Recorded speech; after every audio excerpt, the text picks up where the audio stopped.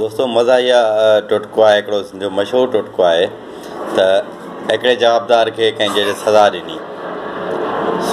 जवाबदार जो साईं सज़ा त तव्हां ॾेई छॾी आहे, पर हिकिड़ी ॻाल्हि चवां, जॾहिं चओ चए साईं मुंहिंजी घरवारी जो अकुलु ऐं तव्हांजो अकुलु हिकु ई आहे, सफ़ा बराबरि आहे। पोइ चएसि छा जे करे कीअं? चए साईं घरां पुलिस ॿधियूं पिया आई त घरवारी चयो मुंहिंजे लाइ चूड़ियूं वठी वञाए, ऐं हिते वरी तव्हां बि पुछा बि न कई त पोइ कहिड़े ॾोह में आयो आहीं, बसि हिकिड़ो पुलिस वारे जी रिपोर्ट ॾिसी तव्हां मूंखे सज़ा ॾेई छॾी, ऐं तव्हांजो ऐं मुंहिंजी घरवारी जे अकुल में फ़र्क़ु कहिड़ो थियो?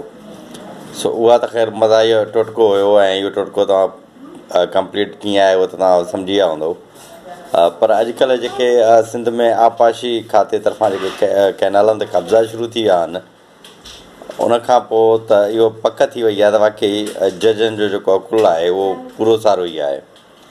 हूअं बि पाकिस्तान में जेके फ़ैसिला थिया आहिनि, मां खोड़ फ़ैसिला त अहिड़ा आहिनि जंहिंजो रेफरेंस बि नथो ॾेई सघिजे, खोड़ ऊंधा फ़ैसिला थिया आहिनि। ऐं थींदो ईअं आहे त जवाबदार वीचारो मरी चुको हूंदो आहे ऐं पोइ जज फ़ैसिलो ॾींदा आहिनि त इहो बेगुनाह आहे, आज़ादु कयोसि।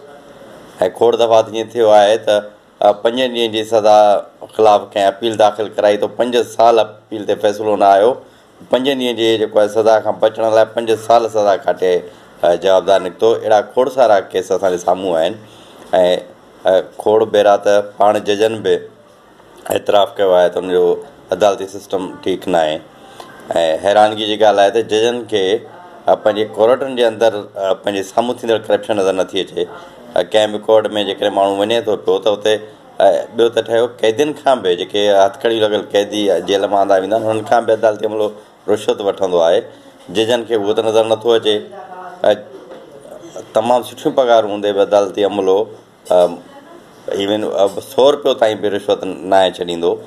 पर ख़ैर इहे सभु मामला छॾे करे आपाशी मामले जे हवाले सां अचूं था पिया त सिंध में आपाशी जा जेके बि वाहन ऐं कैनाल आहिनि उन ते कब्ज़ा उते थिया आहिनि जिते वॾा वॾा बंगला ॾिया विया शहरनि में, रोड रस्ता मतिलबु थोड़ थी अक्सर मतिलबु त जेके कमर्शियल इमारतूं ठाहियूं वियूं उहो त सम्झ में अचे थो त कब्ज़ा आहिनि।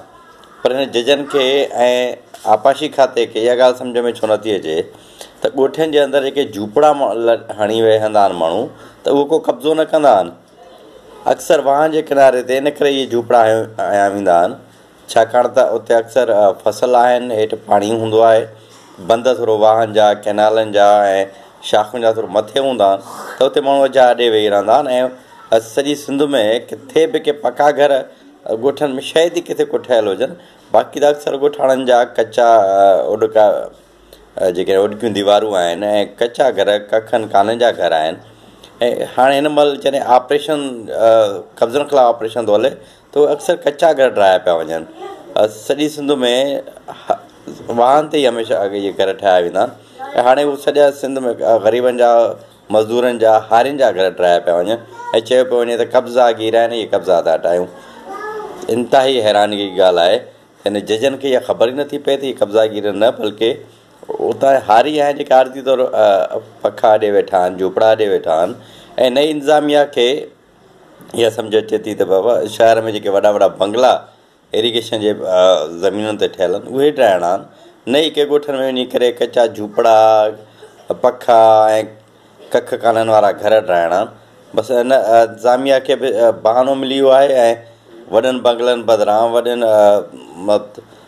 जीअं सखर में ई खोड़ बैराज कॉलोनी हिन महिल ताईं बि बंगला मौजूदु आहिनि, उन्हनि खे हटे करे कमर्शियल इमारतुनि खे छॾे करे ॻोठनि में वञी करे झूपड़ा ठाहिण वेठा आहिनि ऐं चवनि था पिया त इहे ग़रीब कब्ज़ा था हटायूं पिया। इहे अजीब तमाशो लॻो पियो आहे ऐं उन्हनि जा घर था ठाहिनि जंहिंजे घर में त अटो बि न आहे पूरो, ऐं माण्हू किथां उहो ॿीहर कख काननि जा घर बि उन्हनि लाइ ठाहिणु मुश्किल आहे।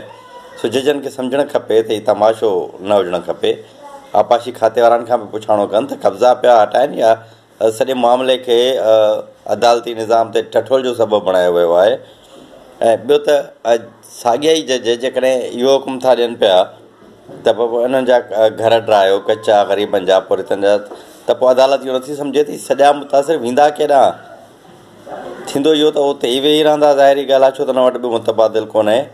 पर इहो आहे त हुनजे छांव हुनजे मथे तां खसिजी वई। हाणे त गर्मी शुरू थियनि थियूं, जिते किथे हाणे उहो वणनि जे हेठां वञी वेही रहंदा, उहो हुनजा कख वांगुरु हुया, हाणे उहे बि न रहिया। सो जज इहे छो नथा हुकुम ॾियनि इंतिज़ामिया खे त पहिरां न सभिनी खे मुतबादिल करे ॾियो, ऐं गवर्नमेंट वटि एतिरा फंड्स आहिनि, एतिरो पैसो आहे, उन्हनि जे लाइ को नामुमकिन त कोन्हे। ऐं हर शहर में सरकारी ज़मीनूं पियूं आहिनि, कॾहिं कश्मीरियुनि खे आबाद करण लाइ लिस्टूं ठाराइनि था पिया, कॾहिं बर्मिन बंगालियुनि बिहारियुनि खे आणण जी ॻाल्हि कनि था पिया। त पोइ आख़िर इहा अदालत इन्हनि खे हुकुम छो नथी ॾिए त फौरी तौरु पहिरां सर्वे करे ॾिसो त न बंदनि ते ऐं आपाशी ज़मीनुनि ते इहे जेके माण्हू वेठा आहिनि त इहे धरती धणी आहिनि, इन्हनि खे पहिरां मुतबादिल घर ॾियो ऐं प्लाट्स ॾियो। इवन कराची वॾो शहरु आहे ऐं हुते त इलाही सारी एराज़ी पई आहे जिते बैरिया टाउन ठहे थो ऐं वॾियूं वॾियूं जेके आहिनि स्कीमूं अचनि थियूं पियूं, त उते हिन मुतासिरनि खे उते अची करे आबाद कनि, या उहे जिते वेठा आहिनि उन इलाइक़नि में सरकारी घर उन्हनि खे ॾिना वञनि। फौरी तौर ते उन्हनि खे पहिरां उन मुतबादिल ॾिनो वञे, पोइ उन्हनि खे हुकुम कयो वञे त तव्हां हाणे हितां उथो, तव्हां पंहिंजी मुतबादिल तव्हांखे गवर्नमेंट ॾिए थी पई, उते वञी वियो। अलाए छो न जजनि खे इहो सम्झ में अचे थो त उहो पहिरां उन्हनि खे मुतबादिल ॾियण वारे पंहिंजे हुकुम ते अमल कराइनि, न को हिन सिंध गवर्नमेंट खे इहा ख़बर पए थी त इहे लखे माण्हू जॾहिं बेघर थींदा त पोइ हिन जो अटो लटो ऐं अजो वारो न रोके ॾियां वियो, पोइ हिननि जे लाइ आख़िर इहे छो नथा कनि। ॾाढो इंतिहाई अफ़सोस जी ॻाल्हि आहे। इन मामले ते जजनि खे बि सोचणु खपे, ख़ासि तौर ते सिंध गवर्नमेंट खे, त बाबा इहे लखे माण्हू जेके बेघर थियनि था उन्हनि जो आइनी हक़ु आहे घर उन्हनि खे गवर्नमेंट खे फ़राहम करणा। त पोइ घर न ई सही पर उन्हनि खे मुतबादिल किथे प्लाट फ़राहम कनि त जीअं उहे पंहिंजो अजो ॾेई सघनि, ऐं पोइ आपाशी खाते खां कारवायूं कयूं वञनि। ऐं आपाशी खाते में बि उहे कारवायूं कयूं वञनि जेके बंगला ॾे वेठा आहिनि ऐं पकियूं इमारतूं ठाहे वेठा आहिनि ऐं जेके हमेशह लाइ कब्ज़ो करे वेठा आहिनि। झूपड़े वारो त कब्ज़ो कीअं थो करे सघे, हुनजो झूपड़ो ई आरज़ी हूंदो आहे, वरी उहो कख खाना पटे जिते हुनखे आर पी लाइ ज़मीन मिलंदी वरी उते वञी झूपड़ो वॾींदो आहे। त इहो सम्झणु खपे आपाशी खाते खे, जजनि खे, त कब्ज़ो इहो न आहे, जेके झूपड़ा ॾे वेठा आहिनि इन्हनि खे ठाहिण कब्ज़ा ख़तमु करणु आहे, पर उन्हनि खे बेघर करणु आहे, ग़रीबनि खे दरपदर करणु आहे। हिकु त उन्हनि खे महांगाई ख़ुदकुशियुनि ते मजबूर करे छॾियो आहे, मथां उनजी सॼी आकाए जॾहिं रोडनि ते ऐं बंदनि ते बग़ैर कंहिं अचे जे वेठी हूंदी त पोइ हुनजे अंदर मां छा गुज़रंदो। तंहिं करे इहो तमाशो बंदि थियणु खपे, ॻोठनि में ग़रीबनि जा अजा न रहणु खपनि, जजिस खे फौरी तौरु नोटिस वठणु खपे, आपाशी खाते खां पुछणो करणु खपे त कब्ज़नि बदिरां ग़रीबनि जा झुपड़ा छो था ठाहिनि पिया, ऐं सिंध हुकूमत खे फौरी तौरु उन्हनि जी वावर करणु खपे। ऐं उन्हनि जी जेका कलम जी जुंबिश जी देरि आहे, लखे माण्हुनि खे मुतबादिल घर मिली वेंदा।